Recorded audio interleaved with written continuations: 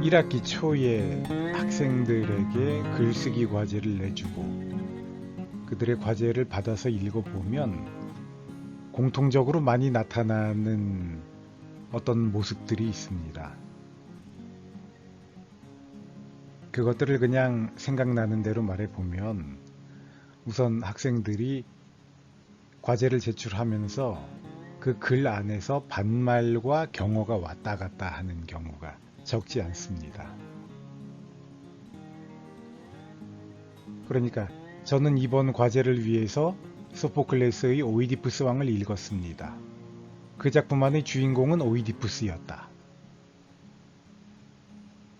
이렇게 경어로 글을 시작했다가 어느 순간에 가서는 또 경어를 사용하지 않게 되고 또 역으로 경어체가 아닌 어투로 글을 시작했다가 중간에 이상하게 존댓말이 나오고 하는 경우들이 종종 있습니다.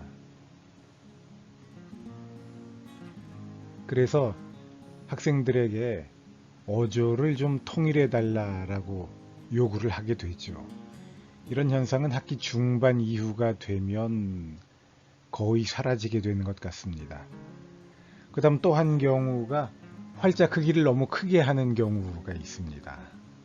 보통 우리가 아래 한글 문서를 열면 글자 크기가 10으로 시작을 하게 될 겁니다. 기본적으로 10으로 설정되어 있는 글자 크기를 우리가 11 정도로 키울 수는 있지만 글에 이 본문을 쓰면서 활자 크기가 14, 15 정도 되도록 하는 경우는 별로 없죠. 그런데 학기 초에는 그렇게 터무니없이 본문의 활자 크기를 크게 해서 과제를 내는 학생들이 있습니다.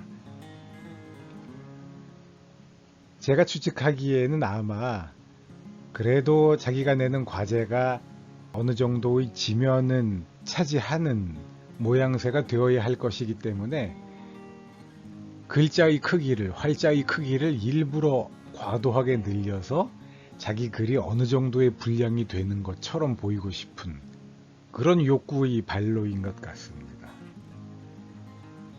그래서 그런 경우도 활자의 크기가 너무 크다, 활자의 크기를 좀 줄여다오라고 학생들에게 요구를 하게 되죠. 그래서 처음에 한두 번 이런 식으로 과제를 제출하던 학생들이 이제 시간이 지나면 다른 사람들과 비교했을 때 과도하게 크지 않은 활자의 크기로 글을 써서 내게 됩니다. 그 다음에 또 한 가지 대표적으로 가장 많이 발생하는 경우가 굳이 표절이라고 할 수는 없지만 또 따지고 보면 표절과 다름없을 정도로 자기 자신의 언어가 아니라 타인의 언어로 글을 쓰는 경우가 있습니다. 아마 이 경우는 짜깁기가 잘 된 형태인 것 같은데요.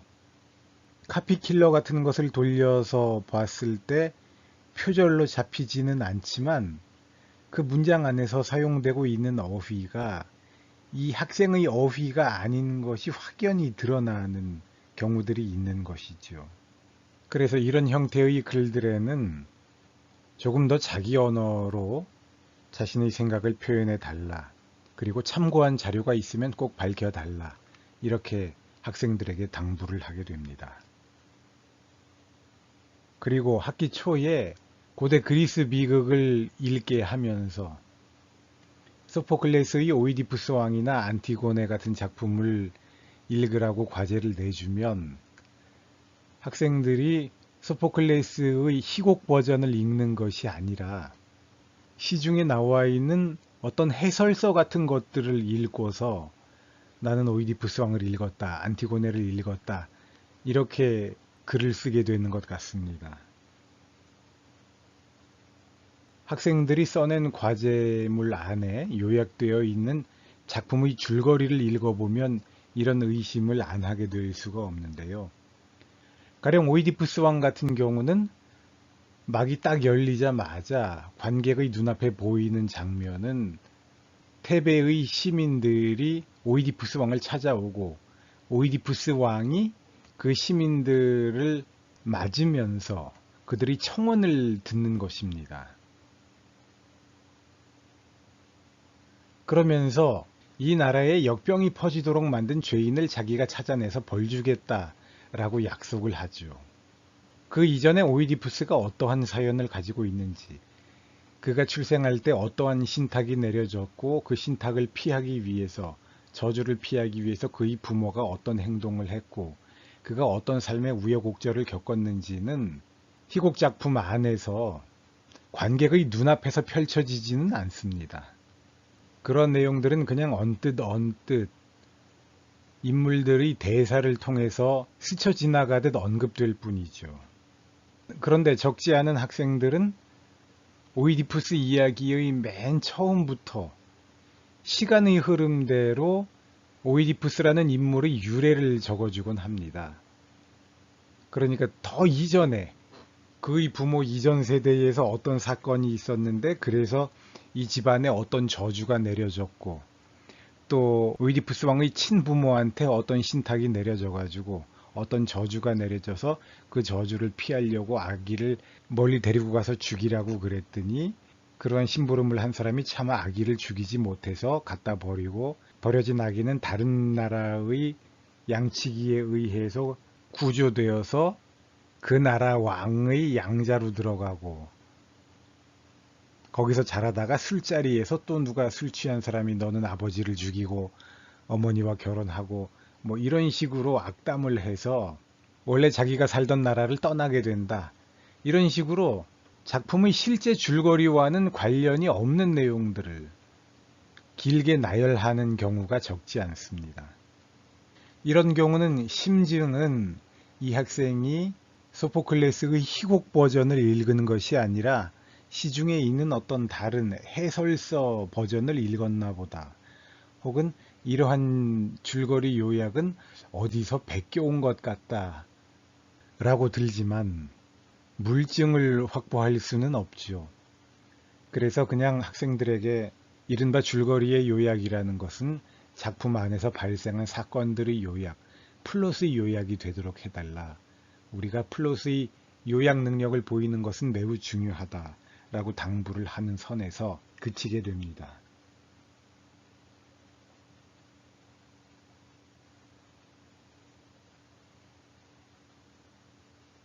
우리가 언제나 그렇지만 제가 만나는 학생들도 거의 모든 학생들이 과제의 마감 시간이 임박해서 한꺼번에 과제들을 쏟아져 들어오듯이 접수시킵니다. 바쁜 사정도 있을 테고 개인에 따라서는 게으른 사정도 있을 테지만 아무튼 학생들이 과제를 꼭 임박해서야 제출하게 되는 것은 우리가 모든 일에서 어떤 일의 완성을 데드라인에 임박해서야 하게 되는 것은 누구에게나 공통적이고 보편적인 일인가 보다 라고 생각을 하게 됩니다. 그런데 이런 학기 초의 흔한 특징들이 학생들을 지도하다 보면 학기 중간 이후를 넘어서면 조금씩 그 빈도가 줄어들고 학생들이 나름대로 자기의 언어로 자기만의 생각, 자기만의 개성이 담긴 글을 써내고 조금씩 더 미리 준비하고 많이 준비해서 마감에 임박하지 않게 글을 써내고 하는 개선된 모습을 볼 수 있게 됩니다. 그럴 때는 교육의 보람 비슷한 느낌도 얻게 되죠. 이러한 일을 제가 학생들을 가르치면서 10년 넘게 하고 있습니다. 이게 훌륭한 일인지 바람직한 일인지 꼭 그래야만 하는 일인지는 잘 모르겠습니다. 그러나 저는 이런 일을 좋아하는 것 같고 이것을 저희 업무라고 직무라고 생각하고 있는 것 같습니다. 제가 강단에서 학생들을 가르치던 초기에는요, 나주의 어느 대학교에 출강을 했었습니다. 전라남도 나주까지 하루에 왕복을 할 수 없기 때문에 1박 2일을 나주에 머물면서 수업을 했습니다. 그러면 1학년 신입생들이 내가 좋아하는 음식, 내가 재미있게 본 영화, 이런 주제로 A4 용지 한 장 정도로 쓴 글을 죄다 모아가지고 나주시에 있는 여관방에서 잠을 자면서 빨간 글씨로 일일이 잘된 점, 잘못된 점을 표시해주고 채점을 했던 기억이 납니다. 여러 해가 지난 다음에 지금 그 학생들이 저의 조언들을 실천하고 있는지, 그것들이 기억에라도 남고 있는지 모르겠습니다. 학부와 대학원에서 학기 초면 이런 식의 글쓰기의 가장 기본적인 사항들을 학생들에게 강조하고 적지 않은 학생들의 오류를 일일이 다 잡아주는데요. 어떤 사람들은 이러한 일이 지혜롭지 못한 것이라고 저에게 말하기도 합니다. 아무튼 학기 초만 되면 우리나라에서 글쓰기, 특히 학문적 글쓰기에 대한 훈련이 어렸을 때 많이 부족하구나라는 것을 절감하게 됩니다. 그리고 저의 반복적인 행위들이 다른 많은 인생들과 우리 사회에 도움이 되기를 바라면서 일말의 도움이 된다고 믿으면서 학생들의 글쓰기 방식을 지도하고 있습니다. 거창하게 문자 쓰지 않고 추상적인 개념들을 동원하지 않으면서 쉽고 구체적인 자신만의 언어로 자신의 생각을 표현하는 것, 이것이 우리에게 그렇게 쉽지는 않습니다. 또 사실 지식의 갈구를 가지고 있는 사람들은 많은 경우에 그 지식이라는 것들이 추상과 개념들이기 때문에 그것들에 대한 동경이 매우 강하죠. 그래서 오히려 되도록이면 다른 자료들을 참고하지 말고 자신만의 생각으로 글을 써봐라, 자신만의 생각으로 감상이나 비평을 해봐라 라고 하면 약간의 반감을 가지는 학생들도 있습니다. 그러나 제 경험에 의하면 여기저기서 참고자료들을 많이 끌어오는 것보다 일단 맞건 틀리건 자기 자신의 생각을 쭉 적어보는 것이 자기 자신에게 보다 본질적인 성장을 가져다 주는 것 같습니다. 이러한 믿음으로 매 학기 초마다 어마어마한 분량의 학생들의 과제를 채점하게 되는데요. 이번 학기에도 그렇게 쏟아져 들어오는 학생들의 과제를 읽으면서 많은 아름다운 내용들을 읽게 됩니다.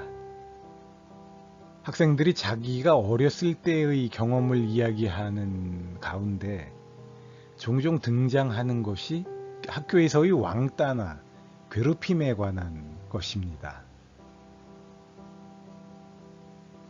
사실 제가 초중고등학교를 다닐 때는 왕따니 괴롭힘이니 하는 말이 없었습니다. 질이 안 좋은 애들도 있긴 있었지만 집단적으로 약자를 괴롭힌다거나 하는 현상은 보지 못했던 것 같거든요. 그런데 어느 세대부터는 학교에서 친구들 사이에서 그런 현상이 발생했나 봅니다. 그리고 인터넷 같은 데서 쉽게 발견할 수 있듯이 의외로 그런 경험을 한 학생들이 많습니다. 그들이 글을 읽어보면 그렇습니다. 학교에서만 생활을 하다 보니까 인간관계의 폭이 점점 좁아지고 우리 사회의 변화에 감각이 뒤처지기가 쉬운데 학생들이 글을 통해서 요즘 우리 젊은이들이 겪어온 중요한 사회 환경적 특징을 알게 되기도 하는 것 같습니다. 학생들의 글을 통해서 많은 것을 배우고 또 제가 빨간 펜으로 학생들의 글을 수정하고 조언을 할 때마다 많은 보람을 느끼게 되죠. 그런데 이렇게 학생들의 글을 빨간 펜으로 수정하고 그들에게 조언을 해주는 것은 제가 미국의 유학 시절 동안 경험한 것입니다. 미국의 선생님들이 저희 글에 대해서 그렇게 해주셨기 때문에 그리고 제가 그러한 방식에서 많은 것을 얻었기 때문에 저도 그 방식을 그대로 따라하고 있는 것이지요.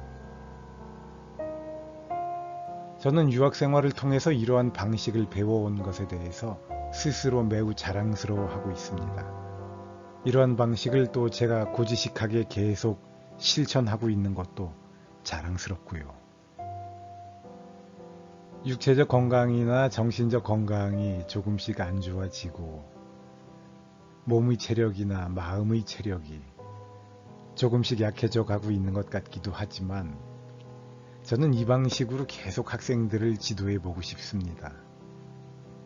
이 세상 어느 한 구석에서 제가 단조롭게 실천하고 있는 이러한 방식이 우리 세상을 조금이라도 더 낫게 만드는 데 도움이 되었으면 좋겠습니다. 시간과 노력과 인간에 대한 믿음의 허비가 아니고 말이죠.